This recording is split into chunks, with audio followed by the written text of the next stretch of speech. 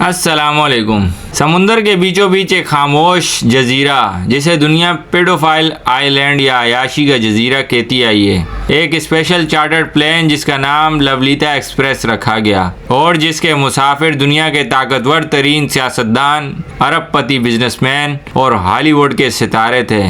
اس جزیرے کے بند کمروں میں معصومیت کا سودا ہوتا تھا، جہاں غریب گھرانوں کی 14 سے 17 سال کی لڑکیوں کو ایک سوچے سمجھے نیٹ ورک کے ذریعے اسمگل کیا جاتا۔ یہاں ہوس کا کھیل کھیلا جاتا، طاقت کی نمائش ہوتی اور قانون کی دھجیاں اڑائی جاتی۔ یہ وہ مکروہ دھندا تھا جس نے برسوں تک دنیا کی سب سے باشر اشرافیہ کو اپنے جال میں جکڑے رکھا، اور اس پورے کالے نیٹ ورک کا ماسٹر مائنڈ تھا جیفری ایپسٹین۔ ایپسٹین کی کہانی کسی فلمی ویلن سے کم نہیں ہے، جس نے کام اسکول ٹیچر سے دنیا کے بااثر ترین شخص بننے تک کا سفر بڑی تیزی سے طے کیا۔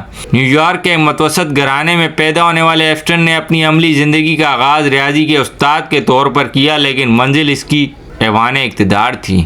بغیر کسی ڈگری کے وال اسٹریٹ کی بلندیوں کو چھونا اور پھر عالمی سیاستدانوں کا یار بننا، یہ کہانی ہے جیفری ایپسٹین کی۔ اس کی پراسرار زندگی میں سب سے اہم کردار اس کی ساتھی گیسلین میکسویل کا تھا، جو برطانوی ٹائکون اور ایک اسرائیلی ایجنٹ رابرٹ میکسویل کی بیٹی کی تھی۔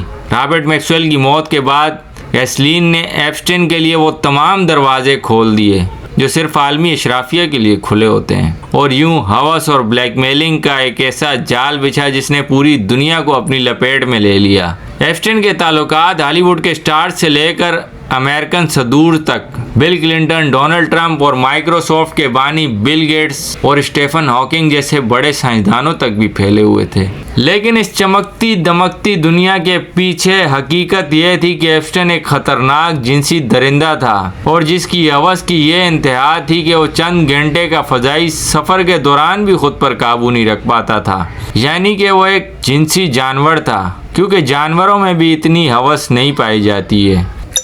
ایپسٹین کا قانون سے بچنے کا فن بھی کمال کا تھا۔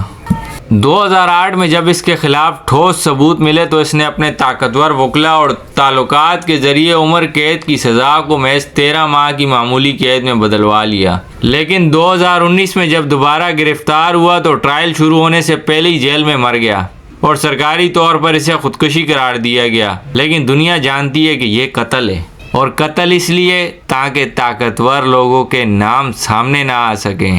ایپسٹین کی موت کے بعد کئی لڑکیوں کی قانونی جدوجہد کے نتیجے میں دستاویزات منظر عام پر آئیں، جنہیں آج ہم ایپسٹین فائلز کہتے ہیں۔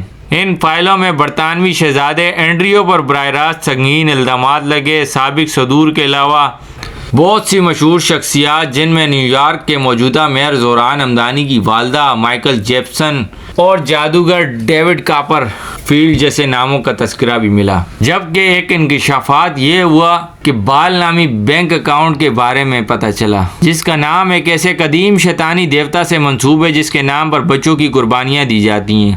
اس کا ثبوت تو نہیں ملا، لیکن ایپسٹین کے جزیرے پر بنے عجیب و غریب معبد اور پیچیدہ مالیاتی نظام نے اس شک کو جنم دیا ہے کہ شاید یہ نیٹ ورک بھی کسی شیطانی گروہ کا حصہ ہے۔ ایپسٹین فائلوں میں شامل 150 سے زائد ناموں میں سے ہر نام مجرم نہیں، لیکن ماہرین کے مطابق دستاویزات اس بات کا ٹھوس ثبوت ہے کہ کس طرح نان ڈسکلوزر ایگریمنٹس اور لاکھوں ڈالرز کی خاموش ادائیگیوں کے ذریعے سچ کو دبایا جاتا ہے۔